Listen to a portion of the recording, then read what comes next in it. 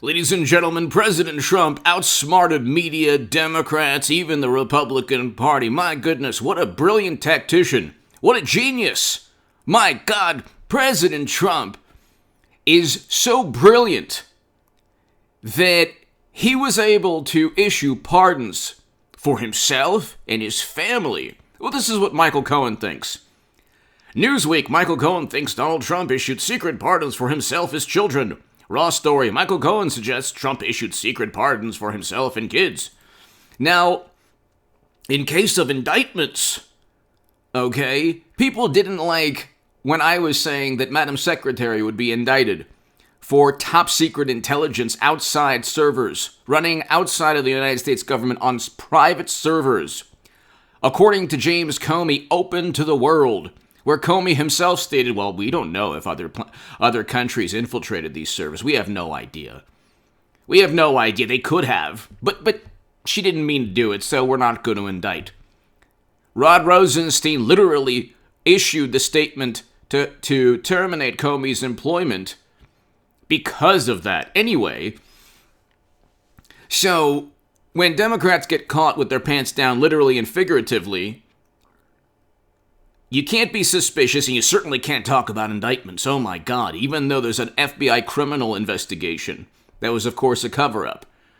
But with Trump, apparently he did something with Russia because of Facebook ads, yet they didn't impeach him on a crime. So why didn't they impeach him on a crime the first time? The first impeachment was about abuse of Congress, of power and obstruction of Congress. So hit subscribe to this channel right now. Ladies and gentlemen, I'm going to give you the news from a positive perspective and a realistic perspective. If you want to be uplifted, if you want news about President Trump that makes you feel good, hit subscribe to this channel. If you want fantasies, you can watch MSNBC or CNN or listen to message boards. But I'm going to give you uplifting, positive news. This is how brilliant and amazing and strategic and he's such a genius, President Trump. He was able to pardon himself and his children and his family and protect against future indictments. My God, what a politician. Almost certainly that's nonsense. But here's why you need to hit subscribe to this channel. We're on our way to 200,000 subs. If you want to read my writing in The Hill, The Huffington Post, Salon, The Jerusalem Post, The Federalist, The Daily Caller, other publications, and if you want to see my debates, go to hagoodman.com to my new Patreons. Thank you so very much. I really appreciate your support. Ladies and gentlemen, this is almost certainly nonsense. Because he didn't commit a criminal act. This is a fact. It is a fact President Trump did not commit a criminal act. That's why the mayor of D.C. and the attorney general of D.C. haven't leveled charges against Trump. Why? Because his speech is protected under the First Amendment. That's why they want to convict Trump in the Senate, which they're not going to be able to do because Trump has a third party waiting in the wings. So the Republicans know that he could single-handedly obliterate their political party. So now you're getting Republicans finally standing up for President Trump. But, I mean, think about how hilarious this is now. You have Biden now. Trump is no longer in office, but they're still going after President Trump, and they'll continue to do so, and that will be their undoing. Because the Democratic Party now faces obstacles from its far left. Major obstacles. Like, they're not living up to their ideals. And then you're going to get voices, you already have voices saying, well,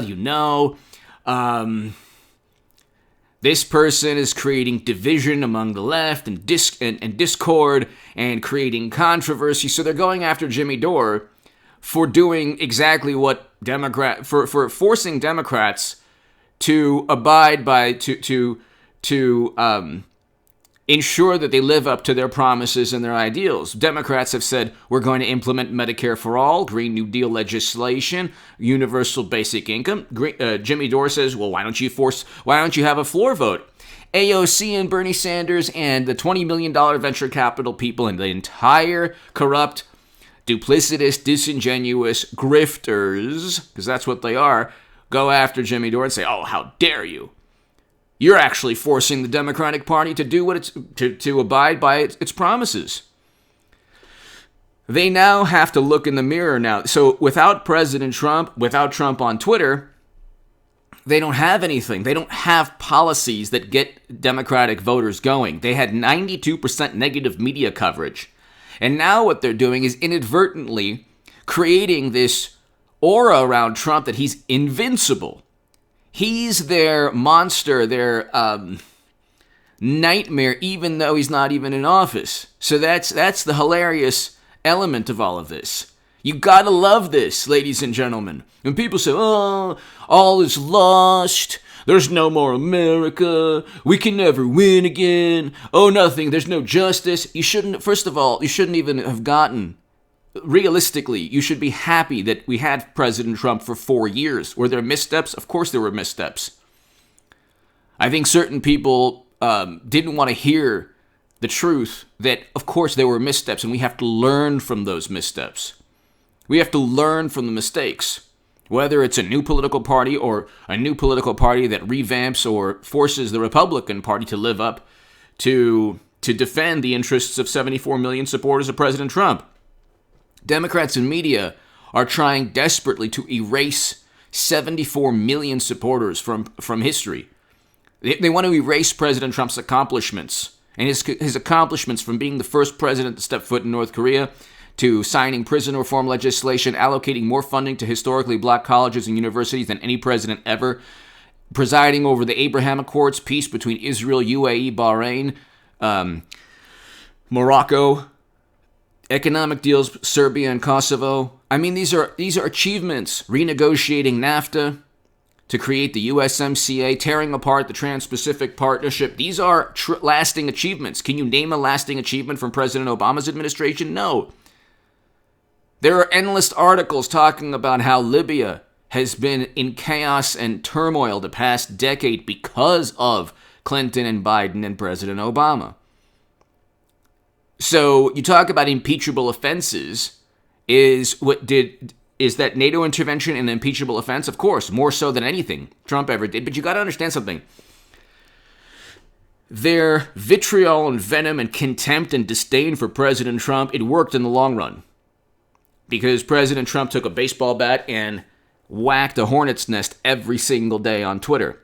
Sometimes it worked, oftentimes it didn't work. There are things he shouldn't have said. There's a dialogue and a discourse that should have happened in this country. We have a nation and a country and a state of 320 million people.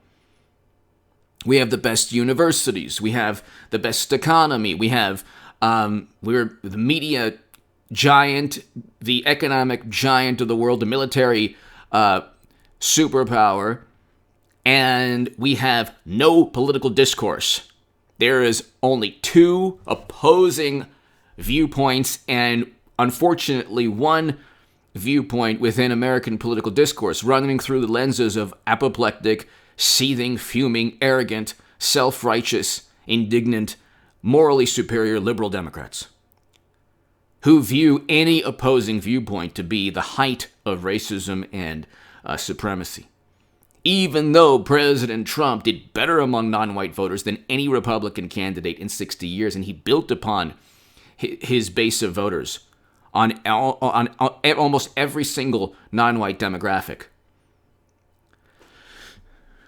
You have the reality, and then you have a distortion of the truth, or distortion or manipulation of facts. The fact is, President Trump wasn't convicted or tried or accused in a court of law of what happened recently, and he never will be, because he's protected under the First Amendment. The fact is that Michael Cohen testified about President Trump's alleged crimes prior to the first impeachment. They did not use Michael Cohen's, and here's 9 minutes in. This is why you need to watch this channel. Hit subscribe to this channel right now, ladies and gentlemen. Tell your friends. Once I get to 200,000 subs and beyond, I'll be able to do a lot of great things. I'm actually working on a project right now you're going to love. I'll be starting the live streams again in February. So for people who enjoyed the live streams, I'll be starting them in February. But ladies and gentlemen, President Trump, they impeached him on subjective allegations, not linked to Trump-Russia, not linked to obstruction of justice in the Mueller probe, not linked to any accusation within the Mueller probe, because the Mueller probe found that the evidence was insufficient. There was no evidence, in other words. They used a dossier that was complete. They made baseless allegations against Trump, but the way they get away with it because Republicans, not Democrats, because Republicans turned on Trump. There's no opposing political party in this country. Democrats are weak and ineffective and inept at most things, but they have media. Republicans are petrified and cowards most of the time when it comes to actually standing up for their voting base. So you have Trump caught in the middle between cowardly Republicans and scorned, self-righteous, inept Democrats. And President Trump made some missteps. There are things he shouldn't have said. But all in all, he was one of the great presidents we've had. His accomplishments surpass 8 years of President Obama. It's interesting how none of the people who talk about Trump and how bad he is bring up President Obama's impact upon the people of Libya. Or, look, you see what's taking place right now. Biden is doing exactly what I feared he would do. We are now slowly becoming a more militant country, keeping Americans in places that they shouldn't be in. It is a moral and just and reasonable and logical position to take when you are voting for President Trump is a moral imperative, or having voted for President Trump or supporting President Trump was not only morally justified, it was the moral imperative, the moral and just position to take if you want to end America's never-ending military conflicts and wars, or at least reverse U.S. foreign policy. I care more about reversing U.S. foreign policy than words or mean tweets. Again, President Trump should have realized that he was giving them ammunition. He was giving them fuel. He was putting chum in the water. He was taking a bat and whacking a hornet's nest every single day. Well, if you keep doing that, you keep whacking a beehive or a hornet's nest, you can run away all the time, and maybe you'll evade the, frenzied bees or hornets. But at the end of the day, you're going to get some stings. And once you've sprinted away from the hornet's nest 365 days straight for 4 years, you run out of steam, and those hornets get to you. And that's what happened with Trump and media. He was able to outmaneuver media. Media and Democrats then got their retribution, and now he's actually flipped the script. Now he's in the driver's seat. When you have stories that say that he has secret, now he's truly going to become Teflon, because the more they prop him up, the more they're trying to denigrate him and disparage him and insult him and demean him and mock him and paint him as this tyrant. Pardons are not, Bill Clinton pardoned, this is a fact, he pardoned somebody on the government's most wanted list. A fugitive from the law, literally running from the law. Mark Rich was a fugitive. Okay? And as with everything pertaining to the Clintons, an investigation was found no wrongdoing, even though Mark Rich gave money. It's like, these things are hilarious. Yeah, of course the money resulted in the pardon. But see, again, that wasn't a special counsel. A special counsel found, Republicans convicted impeached Bill Clinton on 2 legal statutes he committed perjury and he obstructed justice. Oh, I never had relations with that woman. I never did have. He did. Now, he committed a crime. He wasn't convicted in the Senate. He was impeached on a crime. President Trump was not impeached on a crime. There were no legal statutes that even in this last impeachment, he was not convicted on they don't have any evidence, for example. They had evidence because with Bill Clinton, you could see that he did lie under oath. They didn't have any evidence with Trump because his words are protected under the First Amendment. So they literally impeached Trump twice on things that have nothing to do with breaking the law. That's a fact. Trump did not break the law. So if he issued secret pardons, that just elevates his stature as this brilliant tactician, this phenomenal politician that nobody can touch because he's just so powerful and influential. It's like they tore him. They spent 4 years tearing him down. They'll inadvertently build him back up with these absurd news stories. So did he pardon himself and his family? Could have, possibly. I don't think he did. I don't even think it's possible, really. He could have, which would be hilarious and awesome, because they go after President Trump in a way they don't go after Democrats. That makes them hypocrites. Okay, you cannot condemn or judge others. This is what I like for the family or friends. If you have friends that don't talk to you because of Trump, they have a very poor grasp of history and politics. And almost certainly they never cared about politics until the 92% negative media coverage that warped their brains. But if you have friends that condemn and judge you because you voted for President Trump, whatever the reasoning was, if you wanted, for example, Americans home from never-ending counterinsurgency conflicts, that is a just and moral and good reason to vote for President Trump. If somebody doesn't like you or condemns or judges you because you want Americans home from the never-ending wars that Democrats and Republicans started and kept going, that's a problem with their moral compass, not yours.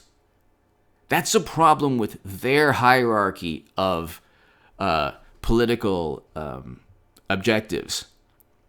It's not your problem. There's a moral blind spot in this country that says never-ending quagmires and wars, it's just gonna always happen. But you better not say mean things because that's the basis of everything bad. Everything is public relations in this day and age. Do not delete your Twitter account right this second. I have been off of Twitter for 2 years. There's an impersonator that Amazon knows exactly who this person is. I have a Twitter impersonator. Amazon knows who he is because he was illegally sharing books. Which is, that's Twitter for you. But I don't have a Twitter account. Delete your Twitter account. Delete your Facebook account. If you have friends and family you want to keep in touch with, get their email address, get their phone numbers, and that's it. Call them. Email them. You don't have to, direct message them or private message them on Facebook or Twitter. Twitter is a boiling pot, a cauldron of discontent. Anyway, give me your thoughts below. This is a hilarious story that is only going to backfire on Democrats. Give me your thoughts. Thank you.